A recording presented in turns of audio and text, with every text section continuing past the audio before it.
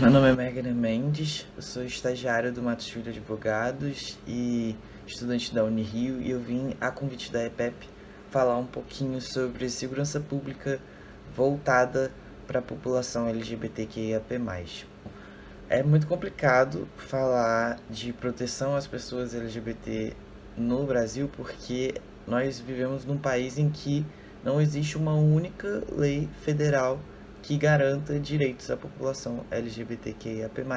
O que isso significa dizer?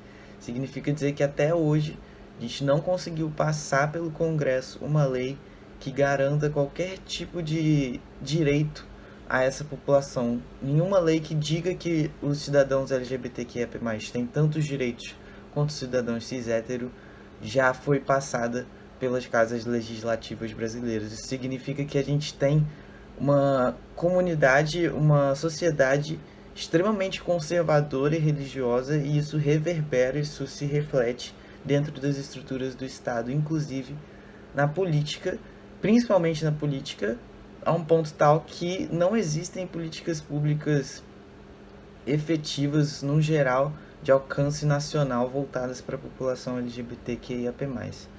Pelo contrário, a maior parte dos direitos que são garantidos, que foram garantidos a nível nacional, é, aconteceu através de decisões do Supremo Tribunal Federal e não por meio de leis. Então a gente não tem realmente um grande interesse, seja do legislativo ou mesmo do executivo, em movimentar a máquina estatal para desenvolver políticas públicas para essa população. E isso fica extremamente visível no aspecto da segurança pública, porque em muitos dos lugares, dependendo do contexto em que você está, parece que o Estado se preocupa, na verdade, em proteger os cidadãos cis hétero da população LGBTQIA+. É como se os LGBTs fossem a ameaça de que o Estado precisa proteger a população cis hétero. Um exemplo mais clássico possível disso, que não foi no Brasil, mas serve, é Stonewall. A revolta de Stonewall começou assim. E aí que surgiu o Dia Internacional do Orgulho LGBTQIA+, porque tinha-se um bar, o bar de Stonewall, Stonewall Inn, e esse bar era frequentemente rondado por policiais e os frequentadores eram agredidos e tal. Então foi realmente um momento na nossa história que ficou marcado pela agressão policial à população LGBTQIA+, e essa cultura permanece até hoje. Até hoje, em muitos dos lugares, principalmente no interior do Brasil, nas cidades menores, para quem mora em grandes centros, isso pode parecer uma realidade mais distante, mas quem mora em cidades de interior é realmente claro que em muitos dos lugares a população LGBT é quase que o inimigo de que o Estado precisa proteger. Então a gente tem que realmente mudar essa cultura conservadora e homofóbica e transfóbica e LGBTfóbica que está entranhada no Estado em muitos níveis, né? Inclusive no aspecto da segurança pública. Nas capitais, como eu disse, está havendo evolução. Você vê que, de certa forma, o poder público está começando a se especializar em atender essa população, mas ainda assim é um caminho muito longo a ser percorrido. Assim. Eu acho que, num geral, falando de segurança pública e a atuação do Estado e das instituições para proteção da população LGBTQIAP+, é muito difícil, é um cenário bem pessimista, sendo bem honesto. Eu sou Paola Valentina Xavier, tenho 34 anos, sou produtora cultural, cantora e apresentadora do programa Paola Convida, todas as sextas às 22 horas no meu Instagram. Tipificação de crime de homofobia e transfobia, nossa, super atenderia às nossas reivindicações, até porque, né, quando as pessoas, infelizmente é assim, né, que tem que lidar nesse país, quando as pessoas sabem que elas têm que pagar por algo que elas fazem, né, aí elas pensam duas vezes antes de fazer, antes de executar, antes de vir com o seu ódio, com a sua intolerância. Então, pra gente é algo que seria não, né, é necessário. É um direito, um direito humano, né? É um direito humano para todos, eu acho, mas pra gente, que eu acho não, com certeza é um direito humano de todos, mas eu digo no sentido de abraçar essa comunidade, trazer um pouquinho de paz, afeto e tranquilidade nas nossas vidas para que a gente possa seguir numa sociedade mais inclusiva, né? Mais inclusiva, com equidade para todas as pessoas. Sou o professor Rodrigo Moretti, sou sociólogo, docente da Universidade Federal de Santa Catarina, no Departamento de Saúde Pública, e sou livre docente em saúde sexual e reprodutiva pela Faculdade de Saúde Pública da Universidade de São Paulo, a USP. Em relação aos crimes de ódio, a gente tem um avanço muito grande quando a homofobia, né, os crimes homofóbicos são tipificados como racismo, né, pelo STF. Mas nós sabemos que a operacionalização disso é muito mais ampla e demanda muitas outras iniciativas, especialmente por parte do Estado, até porque me parece que a gente tem uma atuação muito mais forte do judiciário nesse sentido do que propriamente do executivo e de grande parte do legislativo.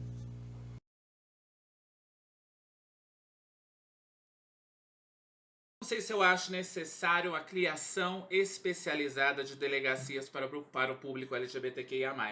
Eu acho que nós precisamos formar esses trabalhadores dessas delegacias que a gente já tem para que possa atender o público LGBTQIA+, da forma que se deve atender. Que não tem nenhum segredo, nenhum mistério, basta ter empatia, né? Empatia, sensibilidade.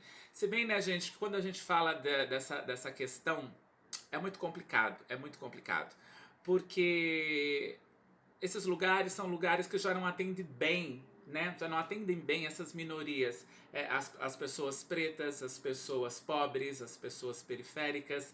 Então, quando a gente vem falar da comunidade LGBTQIA+, eu tenho que incluir todas essas interseccionalidades, sabe? Pra mim não dá, a gente, né, tá nessa intersecção. E é claro que a gente precisa de um novo modelo de atendimento nesses espaços para que possam atender as demandas como devem ser atendidas, né? E para que todos, né, se sintam contemplados por esse órgão, né, que seria, ou melhor, né, de proteção de uma comunidade, de uma sociedade, né, e que deveria ser muito mais pujante se tivesse os devidos treinamentos para todas essas minorias. Com qual infraestrutura pessoas vulneráveis podem contar hoje em dia? Casas de apoio, delegacias especiais, etc. Então, no geral, nas grandes capitais, principalmente São Paulo, Rio, Brasília, Belo Horizonte, a gente costuma ter pelo menos delegacias especializadas e defensorias especializadas em atender pessoas, não necessariamente a população LGBT, mas pessoas vítimas de intolerância no geral. E aí você inclui também, de repente, pessoas que tenham sofrido agressões com base no racismo, com base em intolerância religiosa. Talvez até, se não tiver uma delegacia da mulher, o atendimento voltado para mulheres em específico. Então a gente tem essas casas de apoio, essas delegacias que têm um atendimento mais generalizado para a população diversa, vamos dizer assim, para crimes voltados contra a diversidade no geral. E em alguns lugares, por exemplo, eu posso dizer especificamente no Rio e São Paulo, a gente tem realmente núcleos especializados na Defensoria Pública e a Delegacia Especial de Repressão aos Crimes por Discriminação Racial, Religiosa ou Orientação Sexual, ou contra pessoa idosa ou com deficiência. Então, realmente, Rio e São Paulo já está tendo mais especialização ainda, e aí as pessoas LGBTs dessas capitais já podem ter uma infraestrutura estatal melhor para lidar com algum caso de agressão, por exemplo. Eu acho que vale a pena ressaltar o meu escritório Matos Filho, junto com o Comitê de Afinidade LGBTQIAP+, do escritório, que é o M-Friendly. A gente fez um manual, um material voltado para reunir informações sobre como as pessoas LGBTQIA+, podem garantir os seus direitos durante a pandemia. E nesse material a gente reuniu todos os contatos dessas delegacias de apoio, tem também centros de assistência social, também as defensorias públicas, também tem mais algumas políticas públicas voltadas para, por exemplo, pessoas LGBTs que ficaram desalojadas, que estão morando com parentes LGBTfóbicos e não tem para onde ir. Então esse material ficou bem interessante, foi lançado em junho de 2020, então tem que ficar atento à atualização das informações, mas também vale a pena pesquisar. Está disponível no site do Matos Filho.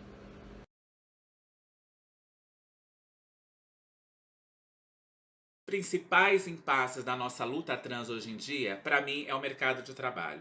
Porque a gente precisa colocar estes corpos trans e travestis no mercado de trabalho. Afinal, nós pagamos contas, nós somos cidadãos como qualquer outra pessoa e a gente tem que ter esse direito ao trabalho. É o mínimo da dignidade humana, sabe? Você poder trabalhar para que você possa arcar com as suas despesas, com as suas necessidades e nos é tirada essa possibilidade porque somos esses corpos que causam essa afronta em uma sociedade preconceituosa e transfóbica. Então, assim, para mim, enquanto militante, Paola, eu luto muito, muito, muito por esse mercado de trabalho. Estamos evoluindo, mas temos muito, muito, muito mais a melhorar. Porque eu venho disso, né? A minha história vem de um mercado de trabalho que sempre fechou as portas para mim e que sempre estive em subempregos, né? Sempre estive nesse lugar do subemprego, onde meu trabalho era ótimo, minha mão de obra era ótima, mas né, eu sou trans, eu precisava estar escondida, não podia estar em contato direto com o cliente, então era esse o lugar. Né? A sociedade nos coloca, né? A gente vive numa sociedade estruturalmente preconceituosa e racista, e ela nos coloca em determinados lugares que elas acham que é adequado. Até porque, né, enquanto mulher trans e travesti, sempre era, né? A história era, olha, o seu lugar de pertencimento você tem que ser cabeleireira, você tem que ser maquiadora, você tem que ser estilista. E assim, eu quero ser o que eu tenho que ser, o que eu quero ser, entende? E não algo imposto pela sociedade. Mas o principal desse enfrentamento, principalmente nesse momento que estamos vivendo de pandemia, é o mercado de trabalho. E é uma luta constante.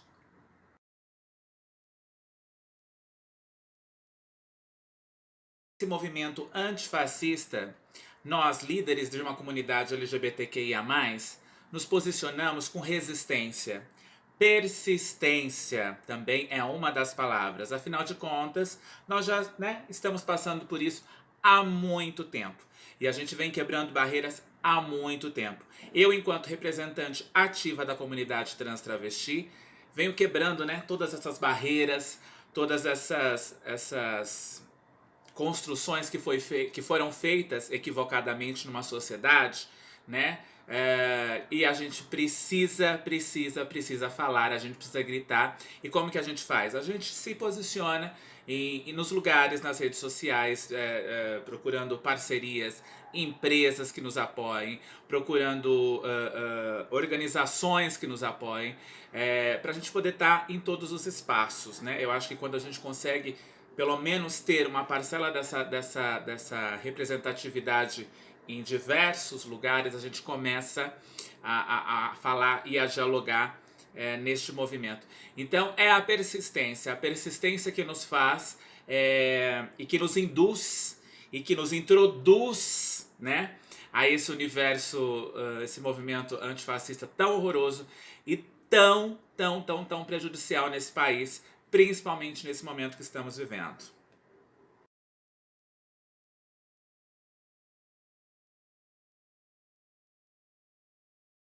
Falar da violência para a comunidade LGBTQIA+, é falar da nossa realidade, né?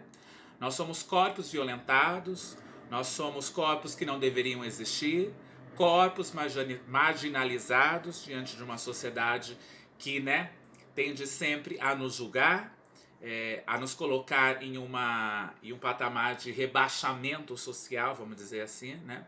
Que nos minimizam, né, por ser quem somos, e quando na realidade A gente não pode deixar isso acontecer. Então, uma das nossas maiores violências é a sociedade em si, né? Quando eu falo da causa, eu trago muito, né, para vocês a causa da trans e travesti, porque eu sou esse corpo trans, esse corpo travesti. Eu não preciso levantar um cartaz para militar, né? Eu sou a própria militância, né? O meu corpo é militante, o meu corpo é político, né? A minha fala já vem, né, com esse desafio de quebrar barreiras e representar uma galera que não consegue ser ouvida. E nós somos o país que mais mata mulheres trans e travestis e o país que mais consome pornografia transexual. Isso é ridículo, isso é uma hipocrisia sem tamanho, não é? Então, assim, onde que tá? O que a gente pode fazer? Como que fica essa reflexão? Qual que é a reflexão de tudo isso? Não é?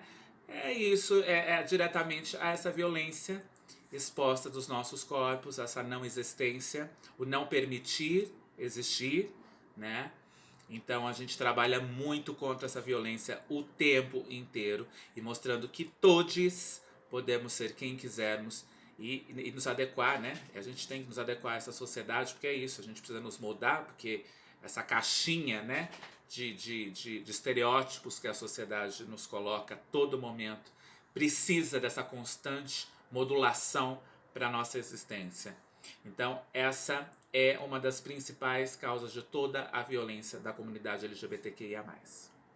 É importante a gente entender o seguinte, as pessoas LGBTs, ou LGBTI+, dizendo de uma maneira mais apropriada, né, até para a gente incluir outros segmentos, além dos LGBT, são pessoas que têm os mesmos problemas, tanto sociais quanto biológicos, da população em geral.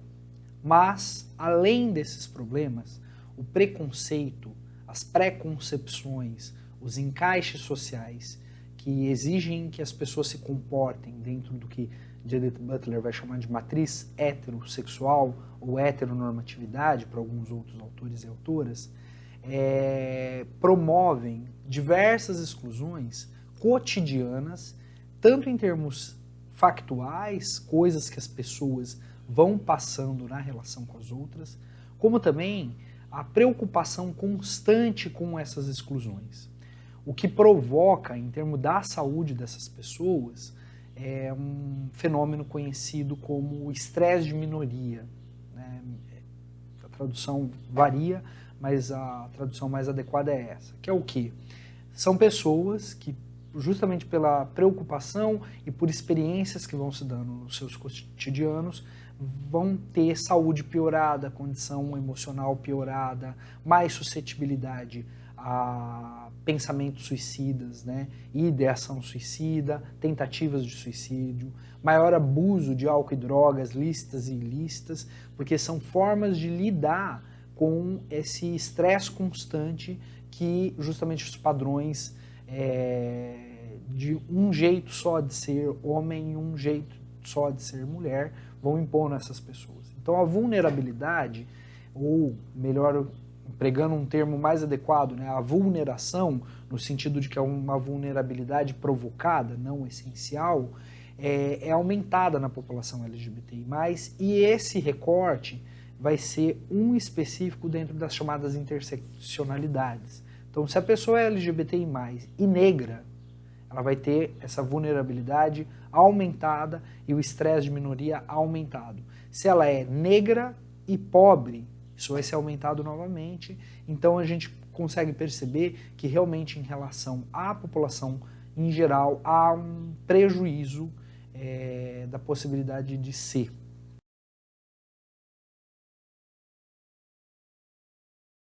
O Brasil tem dados sim sobre a população LGBTI+, só que esses dados são subnotificados. O que nós temos, além do próprio sistema de segurança pública, que passa a ser um pouco mais apreciativo a necessidade de notificação de dados de violência contra pessoas LGBTI+, nós temos no sistema de saúde o sistema de informações e notificação de agravos compulsórios, o SINAM, que é um sistema que tem dados sobre violência contra pessoas LGBTI+, a partir de 2014. Então nós temos 6 anos acumulados, inclusive alguns trabalhos que a gente tem publicado no grupo de pesquisa que eu estou associado se referem justamente a esses dados do Sinam, né, no recorte da saúde.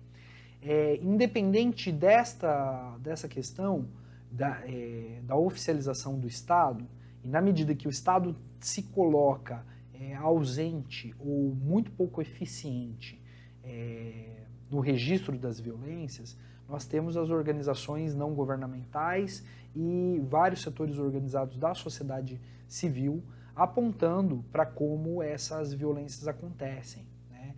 Tem relatos e relatos, isso no Sinam também, mas na própria mídia, denunciando a homofobia como algo muito presente, ao ponto de que pais e filhos são agredidos por demonstração pública de afeto, e inclusive entre pessoas heterossexuais. Um dado que acontece e está presente dentro desse sistema de notificação, né, o Sinam, que também pessoas heterossexuais sofrem violência por homofobia, né?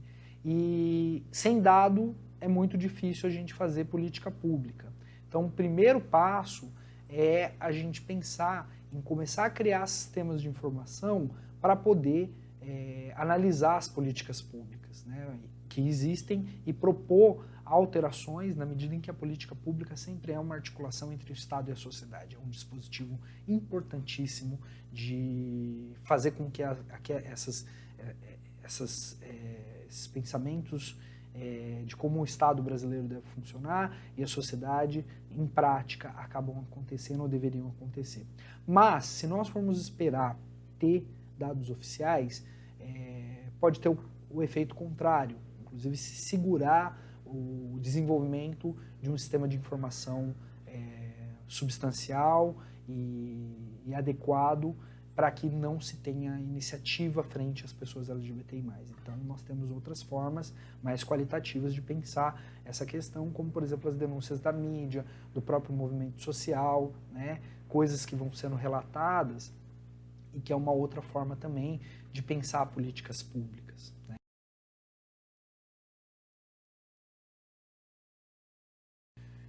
A gente tem recentemente uma posição do STF como um agente importante no combate a esse tipo de crime de ódio que é motivado prioritariamente pelo preconceito. No entanto, existe uma lacuna imensa ainda, e por mais que existam os direitos, por mais que o Brasil seja signatário de muitos instrumentos internacionais importantes, como, por exemplo, todos os princípios que estão registrados na Carta de Yogyakarta e na Yogyakarta mais 10, que norteia a ideia de direitos sexuais e reprodutivos e outros direitos também às populações das minorias sexuais, a gente sabe que existe uma grande lacuna e nos últimos anos o Brasil o Estado, né, melhor dizendo, vem se ausentando conscientemente e declaradamente de certas discussões. Nós estamos num Estado laico, nós estamos num Estado que todos os cidadãos e cidadãs deveriam ser tratados de maneira equitativa, né, com justamente discriminação positiva, aqueles que mais precisam, mais devem ter apoio do Estado, e aqueles que menos precisam, menos devem ter apoio do Estado, e nós temos cada vez mais um silenciamento em relação a esse panorama, né? Há também uma desarticulação de importantes instrumentos de controle social, como, por exemplo, os conselhos de área, né, particularmente o Conselho LGBT no Brasil, e outros conselhos, o próprio Conselho Nacional de Saúde, Segurança Alimentar, onde eram pautadas temáticas que são de direitos e proteção às pessoas LGBTI+, mas há um enfraquecimento dessas instâncias importantíssimas de diagnóstico, de planejamento e de análise das políticas públicas.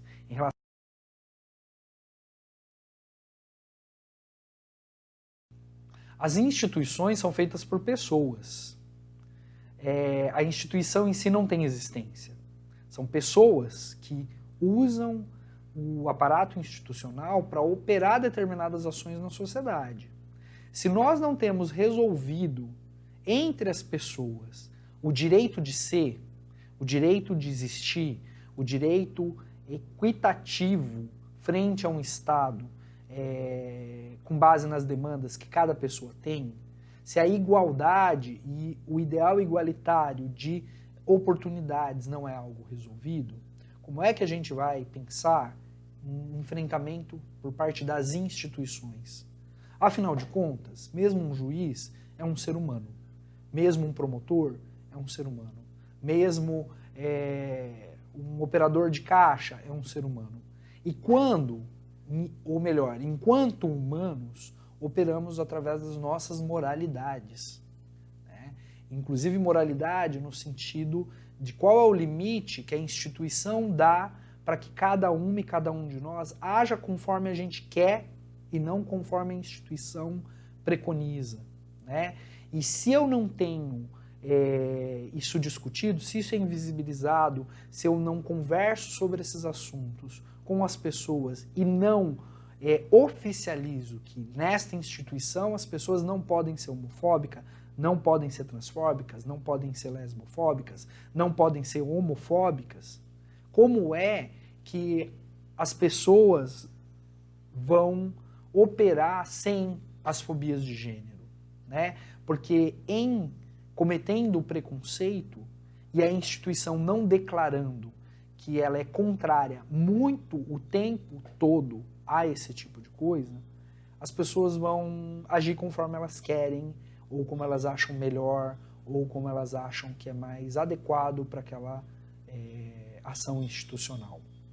E quando eu ajo como eu acho, e não como deve ser, e esse deve ser não está declarado pela instituição, eu abro brecha para que esses vazios sejam preenchidos por preconceitos, por preconcepções, por moralidades que são exclusivamente minhas. E a instituição passa a agir de maneira preconceituosa, né? Então, o grande desafio é enfrentar e abrir a discussão. Eu quero que as pessoas sofram nessa instituição. Em qual é o nível que eu autorizo que a minha instituição seja promotora de sofrimento para as pessoas? Porque não falar dessas coisas numa perspectiva institucional e assumindo a ideia da institucionalização e da institucionalidade e daquilo que pode e aquilo que não pode, eu permito que elas operem conforme elas queiram, né? E aí eu vou ter gente muito aberta à diversidade e gente muito fechada à diversidade. Qual é a perspectiva institucional? E para isso, o grande desafio é que as instituições também comecem a entender que é necessário certas condutas assumidamente oficiais em relação à ética para com as pessoas. E quando eu falo instituição, eu estou falando todas elas, não especificamente as instituições do Estado, ou os operadores do mercado, ou os operadores do direito per si, mas todas as instituições, a ideia da instituição. Mesmo que as famílias não queiram discutir isso, ou não queiram enfrentar isso. Mas qual é a justiça de abrir brecha para que uma determinada instituição opere, ou melhor, os operadores da instituição operem preconceitos que eles têm?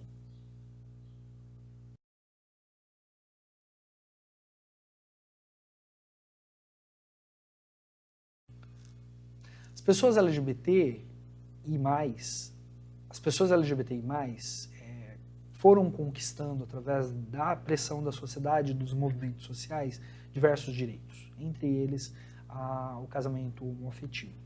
No entanto, a gente percebe que há grandes problemas ainda, até nesse sentido, haja vista para a evidência do que aconteceu no município de Florianópolis, que recentemente um determinado agente do legislativo teve que ser afastado porque ele causava dificuldades mesmo para os casamentos que legalmente aconteciam, né? As pessoas casavam no cartório e, né, ele entrava com um recurso em relação a esse casamento, dificultando e fazendo com que as pessoas no município de Florianópolis ou buscassem outros municípios ou tivessem que desembolsar dinheiro para ter seu direito de casar, né, concluído, né?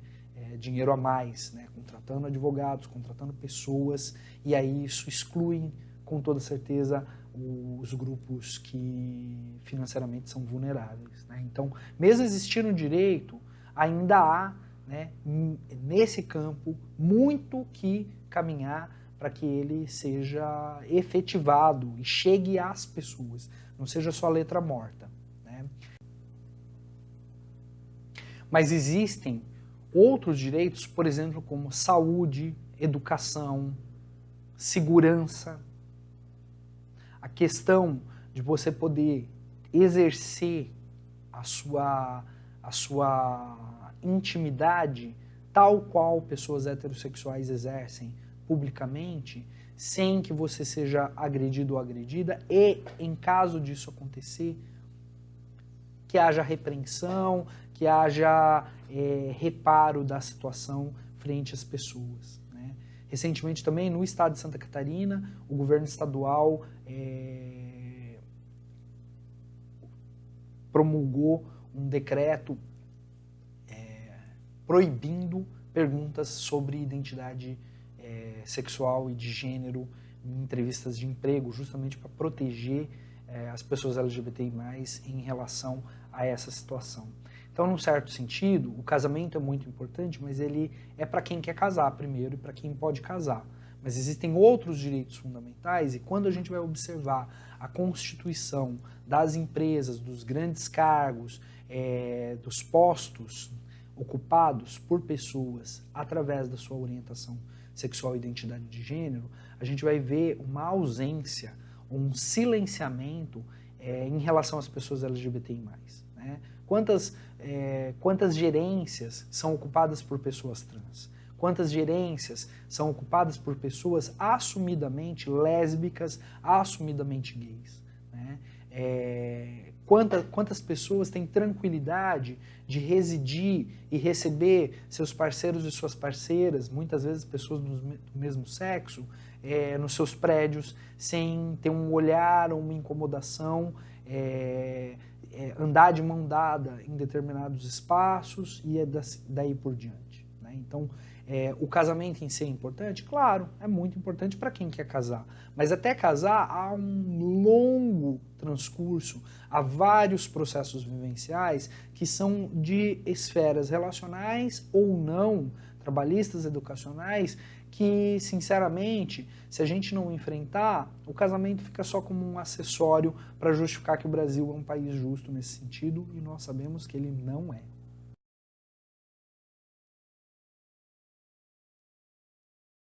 É engraçado falar como héteros, né, e pessoas cis podem ajudar na reivindicação desses direitos.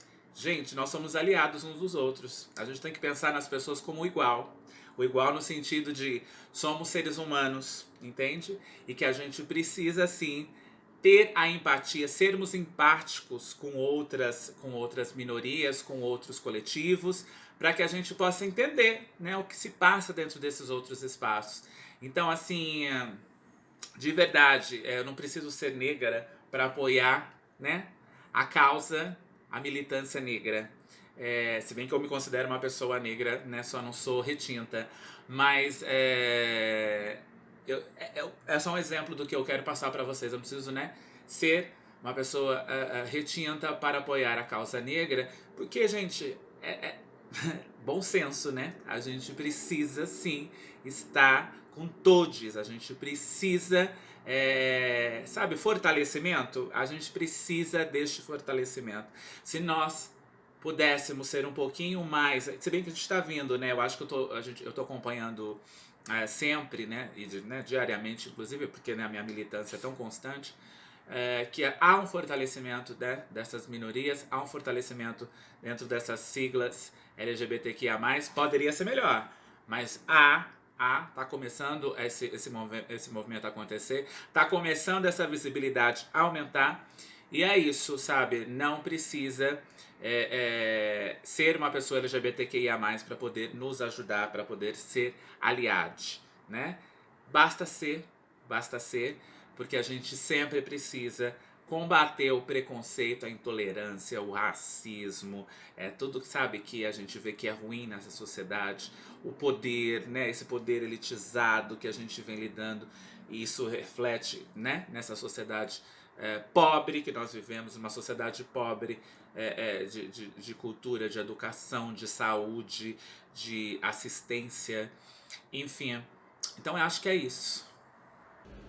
Então, eu acho que primeiro a gente tem que ter realmente uma mudança cultural grande, porque as pessoas e o Estado, no geral, precisam entender que criar uma sociedade aceitadora para a população LGBTQIA+, significa criar uma sociedade mais aceitadora para todo tipo de ser humano que foge a um padrão eurocêntrico e elitista de pessoa branca, cis, hétero.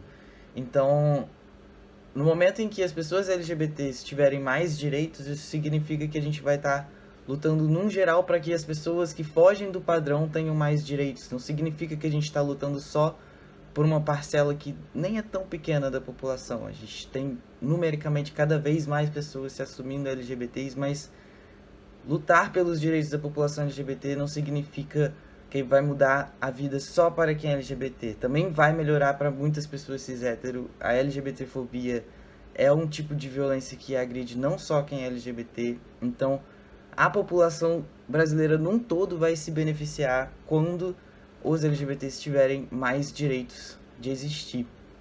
Mas pra gente chegar lá, o Estado principalmente e cada um de nós tem que ter vontade de estudar, de ver filmes, de ver livros, trocar ideia, conversar com pessoas LGBTs para realmente aprender e entender como que funciona, como que é a vida de um ser humano que não é cis hétero, para você ver que não é nada demais, que são seres humanos iguais como todos os outros. Então a gente precisa realmente estar disposto a estudar, entender, ouvir e aprender. E eu acho que a mensagem final que eu queria deixar especificamente sobre a questão da segurança pública e da violência contra a população LGBT é que a gente precisa ter em mente que ser LGBT no Brasil significa sair de casa com medo. Você não sabe quando que vai ter um agressor. Esse agressor pode ser um agente do Estado ou não. Então, é realmente muito inseguro e muito aleatório a forma como acontece a violência com as pessoas LGBTs no Brasil. Você não pode sair de casa 100% tranquilo. Não que uma pessoa cis hétero saia, é claro. Mas assim, sendo LGBT você sai de casa com mais insegurança ainda. Mas mesmo dentro de casa tem um problema também. A gente não pode esquecer que uma das violências mais graves que é feita contra a população LGBT é a violência psicológica, é a violência social, é a exclusão dos ciclos sociais, são as brincadeirinhas, são as piadinhas, todo tipo de tratamento ruim que você dá para uma pessoa LGBT, mesmo que não seja uma agressão física, é um tipo de violência, porque todo o Estado, toda a sociedade já existe de uma forma que faz com que aquela pessoa LGBT sinta que ela não é bem-vinda, sinta que ela não tem espaço na sociedade. Então, as microagressões, as microviolências também são importantes de se falar, também é importante de se apontar. Não é porque você não bate numa pessoa LGBT que você não violentou ela de alguma forma. Então a gente precisa estar atento também às violências psicológicas do dia a dia e os agentes do Estado também, principalmente, na hora de atender essa população. Não basta que você trate aquela pessoa como se fosse um igual, você precisa também, de fato, respeitá-la na prática. E não agredir fisicamente não é o suficiente. Você precisa se colocar no lugar dela e tratar aquele ser humano da forma que você gostaria de ser tratado. Então, acho que respeito à população LGBT é o primeiro passo para a gente parar com a violência também.